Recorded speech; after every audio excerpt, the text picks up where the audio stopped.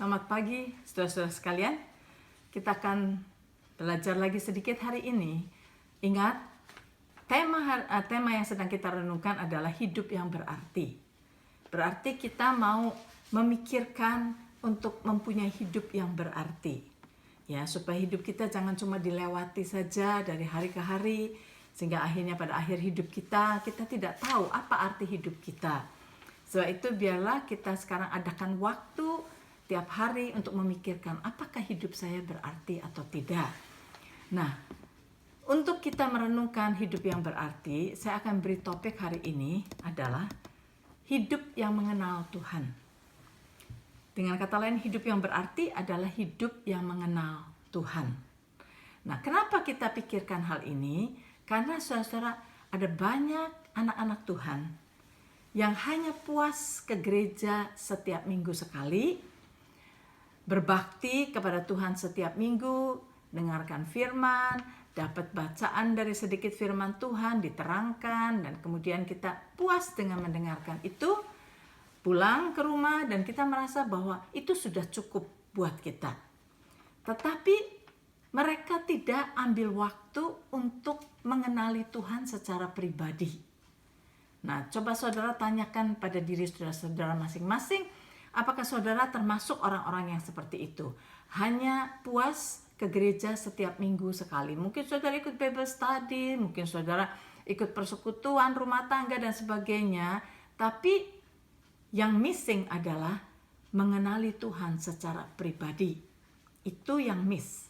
Nah, saudara-saudara, kalau kita ingin mempunyai kehidupan yang berarti, belajar untuk mengenali Tuhan secara pribadi. Nah, saudara-saudara, kita akan melihat dari kehidupan orang Israel. Saudara tahu semua, orang Israel itu dibawa oleh Tuhan keluar dari Mesir. Karena Tuhan sudah menyediakan satu tempat, yaitu Kanaan. Tempat yang penuh dengan air susu dan madu.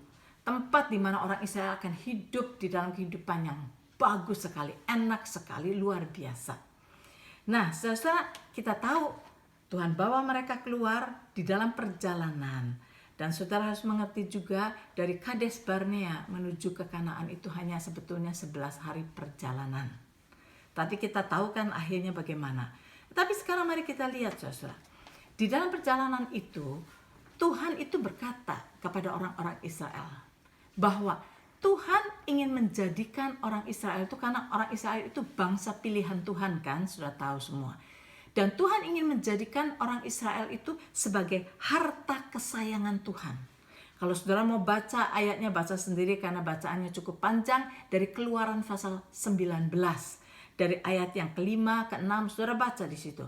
Tuhan berkata bahwa Tuhan ingin menjadikan orang-orang Israel itu sebagai harta kesayangan Tuhan. Dan kemudian Tuhan ingin menjadikan orang Israel itu menjadi imam-imam kerajaan, saudara. Imam-imam kerajaan. Karena Tuhan kan raja. Dia punya kerajaan surga. Dan Tuhan ingin menjadikan orang Israel itu sebagai imam-imam dari kerajaan itu. Saudara bisa bayangkan, ini kan suatu honor, suatu kehormatan yang luar biasa buat mereka. Nah, sebab itu Tuhan berkata, sebagai imam, saudara tahu, imam itu tugasnya adalah, tugas seorang imam atau fungsi seorang imam adalah untuk mendengarkan Tuhan berbicara. Itu fungsinya. Nah, jadi Tuhan berkata, okay, now kalian semua siap untuk mendengarkan aku. Tuhan berkata begitu. Jadi mereka disuruh menyucikan diri mereka dan sebagainya beberapa hari lamanya. Kemudian Tuhan ingin berbicara kepada orang Israel. Dan pada saatnya Tuhan berbicara, terjadilah gempa dan suara Tuhan menggelegar. Dan pada saat itu orang Israel ketakutan. Mereka ketakutan, mereka gemetar semua, saudara. Nah, setelah itu, kalau saudara baca lagi di dalam Keluaran pasal 20, orang Israel berkata kepada Musa, kami nggak mau dengar Tuhan dengan langsung, nggak mau katanya. Mereka semua ketakutan. Jadi mereka bilang, gini Musa, udahlah, Tuhan bicara saja sama kamu, sama Musa, and then Musa kasih tahu kepada kami, kasih beritahukan kepada kami apa yang Tuhan katakan. Kami nggak mau mendekat kepada Tuhan sendiri, nggak mau. Mereka ketakutan. Jadi saudara, orang Israel menolak menolak mendekat kepada Tuhan. Tidak mau. Biarkan Musa saja yang dengerin Tuhan. Dan Musa beritahukan kepada mereka. Saudara baca sendiri dalam Keluaran pasal 20. Itu yang mereka katakan. Maka saudara, kita lihat di sini. Berarti orang Israel menolak untuk mendekat kepada Tuhan. Menolak untuk mengenali Tuhan secara pribadi. Mereka suruh Musa aja. Jadi sejak itu yang terjadi. Kalau Tuhan mau berbicara, hanya Musa yang datang untuk mendengarkan kepada Tuhan apa yang Tuhan mau katakan. Apa yang Tuhan katakan, kemudian Musa katakan kepada orang Israel. Saudara, di situ. Ini adalah sebetulnya sesuatu yang sangat menyedihkan. Saudara tahu, kemudian makanya ditulis di dalam Mazmur 103. Kalau saudara mau baca, buka ayatnya. Mazmur 103 ayat yang ke-7 dikatakan begini. Tuhan, ia itu Tuhan. Tuhan telah memperkenalkan jalan-jalannya kepada Musa. Perbuatan-perbuatannya kepada orang Israel. Jadi saudara, kepada Musa Tuhan mempunyai keintiman, di mana Tuhan memberitahukan jalan-jalannya kepada Musa. Every step Tuhan beritahukan, ke kanan, ke kiri, ini yang harus kamu lakukan. Tuhan katakan kepada Musa, sehingga Musa bisa mengerti kehendak Tuhan secara penuh. Musa mengenal Tuhan secara pribadi. Tetapi kepada orang Israel, Tuhan hanya menyatakan perbuatan-perbuatannya. Bukan kehendaknya, saudara. Beda sekali. Kehendak Tuhan itu isi hati Tuhan. Tetapi perbuatan Tuhan itu lain. Jadi kalau orang Israel pada waktu itu kepengen makan daging misalnya. Aduh, kita ini makannya bosan ini terus, kita pengen daging ya. Tuhan tunjukkan perbuatannya, diberi daging orang Israel. Orang Israel makan daging. Jadi orang Israel hanya melihat perbuatan Tuhan saja. Dagingnya lah, airnya lah gitu. Itu diberikan kepada orang Israel. Tapi orang Israel tidak mengenal jalan-jalan Tuhan. Karena mereka menolak untuk mendengarkan Tuhan. Menolak untuk mengenali Tuhan secara pribadi. Nah saudara, mari kita lihat. Apakah kita mengenal Tuhan secara pribadi? Ataukah kita tidak ambil perhatian untuk mengenali Tuhan secara pribadi? Saudara-saudara bisa tahu, mengerti firman Tuhan, Hebrew-nya, apanya, Greek-nya, segalanya. Saudara mengerti artinya setiap perumpamannya ada di firman Tuhan dan segalanya. Tapi kalau saudara tidak mengenal yang menulis itu semua, ada banyak yang kita miss. Ada banyak, kita nggak ngerti jalan-jalan Tuhan, step-step Tuhan, kita nggak ngerti.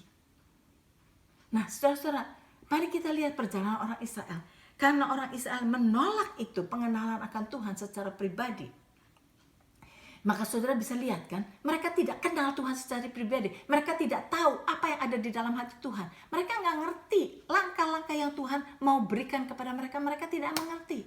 Sebab itu, setiap kali mereka menghadapi suatu persoalan, mereka ngomel, ngeluh terus. Berkali-kali mereka berkata, lebih baik ke Mesir, lebih baik tinggal di Mesir, lebih baik tinggal di Mesir.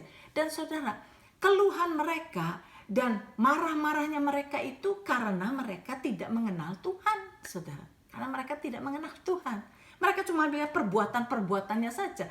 Satu kali mereka kepengen daging, dikasih daging. Sudah dikasih daging, kemudian mereka masih ngomel lagi. Kepengen something else lagi. Kepengen something. Kok ini gak nyampe-nyampe? Ngomel terus. Jadi saudara, karena mereka tidak tahu kehendak Tuhan step by step. Saudara lihat apa yang terjadi dalam hidup mereka.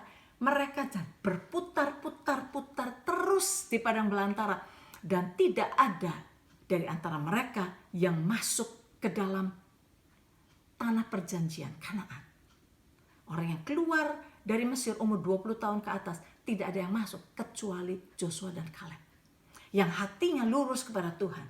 Tetapi yang lain semua tidak ada satu pun yang masuk ke dalam Kanaan. Yang berarti hidup mereka berputar-putar, mereka tidak mempunyai arti di dalam hidupnya.